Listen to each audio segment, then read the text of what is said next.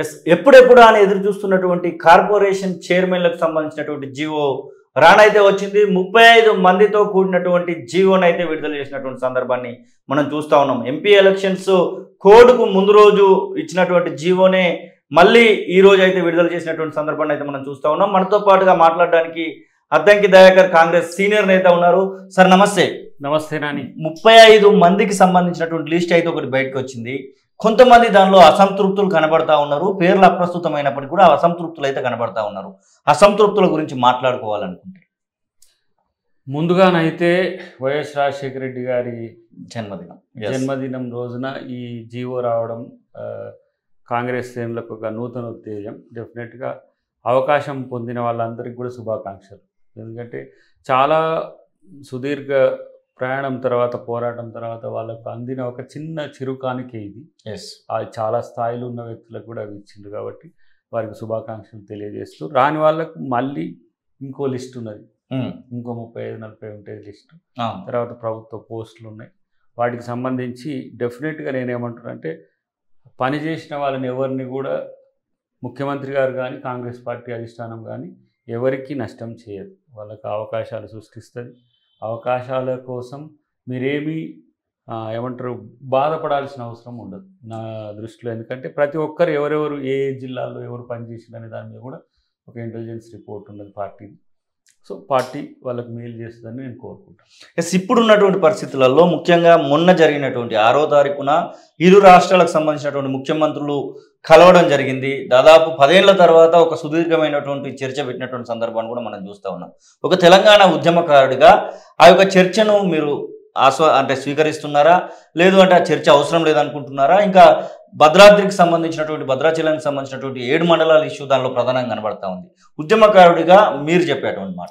ఒకటి భద్రాచలం 7 మండలాలదనేది ఆ రోజు పోరాడినాం. కాంగ్రెస్ పార్టీలో ఉన్నా కూడా మేము నిలదీసినాం. ఉద్యమ కాలంలో కూడా దాన్ని ఈ 123 గ్రామాలు మాత్రమే ఆంధ్రాకు పోయేటట్టుగా ఆ రోజులో జేఏసీ ఒక ప్రయత్నం చేసింది. కానీ తర్వాత మోడీ గారు వచ్చిన తర్వాత మంత్రివర్గ కూర్పు కంటే ముందే దాని ఆర్డినెన్స్ రిలీజ్ చేయడం అది జరిగిపోయింది. దానికి ఏదో తూతు మంత్రంగా బీఆర్ఎస్ కొట్లాడినట్టు చేసింది, కాలేదు. కానీ ఇప్పుడున్న పరిస్థితుల్లో ఎంత మేరకు మనం దాన్ని సాధించగలమే అనే దాని విషయంలో మనం డెఫినెట్గా ఇప్పుడు ఈ ఇరు రాష్ట్రాల యొక్క సమావేశంలో కూడా దాని చర్చ వస్తుంది, ఎంత మేరకు చేయాలి. సార్ ఓవరాల్గా ఏంటంటే నా దృష్టిలో ఈ చర్చలు ఈ 10 సంవత్సరాల కాలంలోనే పూర్తయి ఒక కొలిక్కి రావాల్సిన పరిస్థితుల్లో వాళ్ళిద్దరూ నిర్లక్ష్యంగా ఉన్నారని అనుకోవచ్చు. ఒకసారి కేసీఆర్ గారు బాబు గారు, ఒకసారి కేసీఆర్ గారు జగన్ గారు నిర్లక్ష్యంగా ఉన్నారో, నిర్లిప్తంగా ఉన్నారో, లేకపోతే అప్పుడు అది అవసరమా లేదా అనుకున్నారో కానీ 2 రాష్ట్రాల ప్రజలకు కొంత నష్టం జరిగింది. సో రాష్ట్రాలకు నష్టం జరగకుండా, ఇరు రాష్ట్రాల ప్రజలకు నష్టం జరగకుండా ఒక పాజిటివ్ యాటిట్యూడ్తో ముందుకు పోవాల్సిన అవసరం ఉంది. విభజన చట్టంలోని అంశాలు, ఇరు రాష్ట్రాలకు సంబంధించిన ప్రత్యేక అంశాలు సాధించుకోవాల్సింది. అట్ ద సేమ్ టైం ఉమ్మడిగా కేంద్రం మీద కొంత ఒత్తిడి తీసుకొచ్చైనా సరే అదనపు నిధులు 2 రాష్ట్రాలకు తీసుకురావాల్సిన అంశంలో కార్యాచరణ ఉంటుందని కోరుకుంటున్నా. అంతే దాంతోపాటు ఇప్పుడు భద్రాద్రి సంబంధించిన అంశంలో కూడా ఇప్పుడు ఆ ప్రాంతాన్ని ప్రత్యేకించి అది ఏజెన్సీ ప్రాంతం అవడం వల్ల కూడా ఇప్పుడు చాలామంది బీజేపీ మిత్రులు రాముని మీద ఎక్కువ ప్రేమ ఉంటుంది కాబట్టి వాళ్ళు చూస్తారు కాబట్టి నేనేమంటే మనవాడే అచ్చెన్నాయుడు కాదు, రామ్మోహన్ నాయుడు ఎర్రన్నాయుడు గారి కొడుకు ఏవియేషన్ మినిస్టర్ అయ్యిండు, ఎంఓఎస్ అయ్యిండు.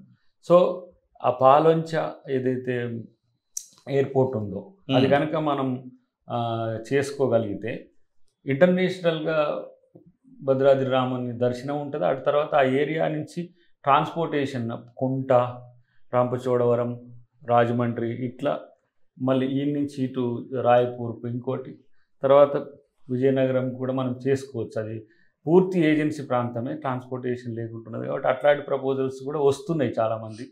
హైదరాబాద్కు ఆంధ్రాకు కూడా, అంటే తెలంగాణకు ఆంధ్రాకు కూడా దూరం తగ్గే అవకాశాలు, సూచనలు కూడా ఇవ్వమని చెప్తున్నాం. ఆ విషయాల్లో కొంతమంది చెప్తున్నారు హైదరాబాద్ విజయవాడను టాప్ గేర్లో దాదాపు 2 అవర్స్లోనే పోయేటట్టుగా చేస్తే ఎన్నో రకాల ప్రయోజనాలు ఉన్నాయి. ఇటు హైదరాబాద్ కర్నూలు ఇవంతా ఒక ఎత్తు అయితే నీటి సమస్యలు రాకుండా ఉండడానికి ఈసారి ఒక ప్రత్యేక ప్రణాళిక ఇరు రాష్ట్రాల ముఖ్యమంత్రులు చేస్తారనే ఒక ఆలోచన అయితే ఉన్నది. అది మంత్రుల కమిటీ ఉంది, అధికారుల కమిటీ ఉంది. ఎట్ ద సేమ్ టైం ఉభయ రాష్ట్రాల శ్రేయోభిలాషులు ఎవరైతే ఉంటారో, తెలుగు రాష్ట్రాల శ్రేయోభిలాషులు, ఆ ప్రతిపాదనలు కూడా మనం పబ్లిక్ డొమైన్లోను మీన్స్ సోషల్ మీడియాలో కావచ్చు, మాకు నేరుగా అంటే మీన్స్ ప్రభుత్వ ఏదైతే ఛానల్ ఉంటుందో త్రూ ప్రాపర్ ఛానల్ ద్వారా మీరు అందిస్తే మంచి ఆలోచనలు వస్తే బెటర్. నేనైతే నా ఉద్దేశం గతంలో బాబు గారు జగన్ గారు కలిసినప్పుడు నదుల అనుసంధానం కలుస్తుంది చేస్తారు అని అన్నాను. అంటే వీళ్ళు మంచిగా ఇది మంచి పేరు వస్తుంది. ఇప్పుడు కొన్ని చరిత్రలో ఎవరికి చేయలేని అంశాలు కలిసి వస్తాయి. అది వాళ్ళిద్దరికి ఉండే ఏది గోదావరిని కృష్ణమ్మని కనుక కలిపితే నువ్వు ఆదరిని నేను ఈదరిని అన్నట్టు కృష్ణమ్మ కలిపింది ఇద్దరిని అన్నట్టుగా ఆంధ్ర ఆదరి ఉన్నా తెలంగాణ ఈదరి ఉన్నా గోదావరి కృష్ణమ్మలను కలిపితే ఉభయ రాష్ట్రాలకు చాలా మేలు జరుగుతుంది. తర్వాత వేస్ట్ ఆఫ్ ది వాటర్ అనేది మనం అరికట్టవచ్చు. ఇప్పుడు కాళేశ్వరం అని కట్టిండు మనోడు మొత్తం, ఇప్పుడు ఆడ నీళ్ళే ఆగలేని స్థితి వచ్చింది. అట్లా కాకుండా మంచి ప్రాజెక్టులు ప్లాన్ చేస్తే మంచిదని నేను అనుకుంటా. చూద్దాం ఎప్పుడైనా కమిటీ ఏర్పడిన తర్వాత నేను కూడా కొన్ని నా ఐడియాస్ మీన్స్ మనకు కొంతమంది, ఎందుకంటే మనం రోజు మీడియాలో ఉంటాం కాబట్టి అంతా మనకే చెవుల ద్వారా వస్తాయి, దాన్ని మీకు నోటి ద్వారా చెప్పకూడదు. అసలైన తొలి వెలుగు. ఫాలో వాట్సాప్ @తొలి వెలుగు official.